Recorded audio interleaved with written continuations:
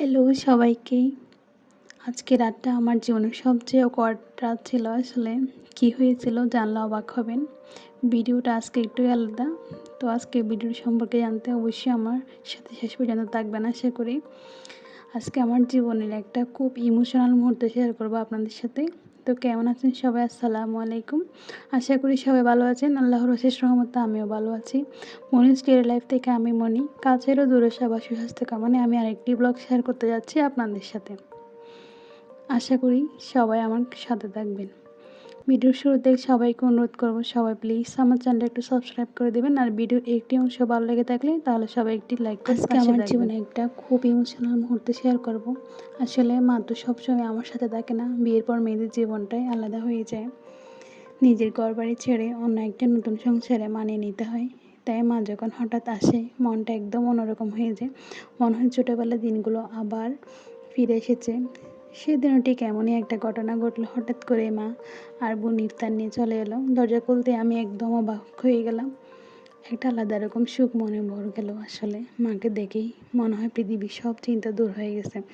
মা তো সবসময় আমাদের সাথে থাকতে পারে না, তাই যখন আসে তখন মনে হয় সময়টা থেমে যাক। আমি চাই ওই সময়টা পুরোটা মায়ের সাথে কাটাতে, মায়ের সাথে গল্প করতে, হাসতে, পাশে বসে থাকতে, মায়ের গায়ের সেই পরিচিত গন্ধটা অনুভব করতে। সেই কারণে সেদিন একটা সিদ্ধান্ত নিলাম, আমি চাইছিলাম তাকে এক রাতের জন্য হলেও যেন আমার কাছে পায়। তাই আমি আমার হাজব্যান্ডকে বললাম অন্য রুমে থাকতে। আসলে বিষয়টা অকওয়ার্ড লাগছিল, কিন্তু আমার হাজব্যান্ডও বুঝে গেছে আমার মনের কথা। সে জানে মা আমার কাছে কতটা ইম্পর্ট্যান্ট। সে হাসি মুখে অন্য রুমে চলে গেল।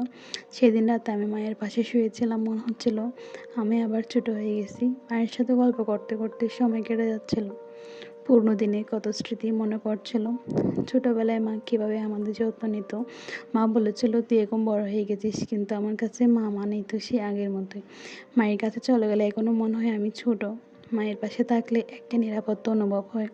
সেদিন আমরা অনেক রাত পর্যন্ত গল্প করেছি, হাসাহাসি করেছি, মনের দুঃখ কষ্ট যত কিছু আছে তা সব আম্মুর সাথে শেয়ার করলাম। পুরনো স্মৃতি মনে করেছি। মনে হচ্ছিল রাতটা যেন শেষ না হয়।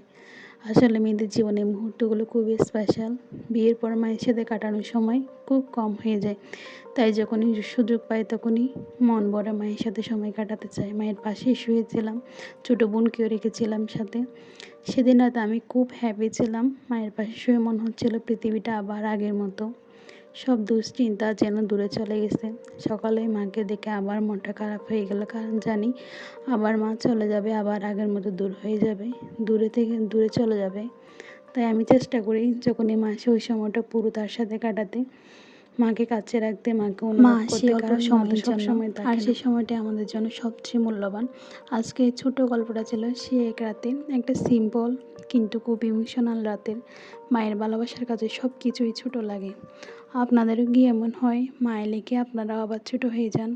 কমেন্টে জানাবেন কিন্তু। ভিডিও ভালো লাগলে আবার অনুরোধ করছি সবাইকে, সবাই প্লিজ একটা লাইক করে দিবেন। আসলে আপনারা লাইক দিলে আমি আরও ভিডিও বানানোর আগ্রহ পাই। তো যাই হোক, রাতে যে ফল কেটে রেখেছিলাম তা আমরা নামাজ পড়ে আবার এই ফল খাচ্ছিলাম একসাথে। আসলে কি বলবো, যেহেতু ওনার বাড়িতে আমরা থেকে যাই মেয়েরা বিয়ের পর, তখন চেষ্টা করি একদিনের জন্য মায়ের পাশে থাকতে। এটা আসলে খুবই আনন্দের হয় যখন হাজব্যান্ড এটা বুঝতে পারে, বোঝার চেষ্টা করে। মা চলে যাওয়ার কথাটা ভাবলেই মনটা কেমন হয়ে যায়। মনে হয় সময়টা যদি আর একটু থেমে থাকতো। মায়ের হাতের স্পর্শটা এখনই অনুভব করি। সেদিন রাতে মা আমার চুলে হাত বুলিয়ে দিয়েছিল, ঠিক ছোটোবেলার মতোই। আমি জিজ্ঞেস করলাম মা আমি কি বদলে গেছি? মা হাসতে হাসতে বলল তুই যতই বড় হও আমার কাছে ছোটোই থাকবি। এই কথাটা শুনেই আসলে চোখে পানি চলে আসছিল।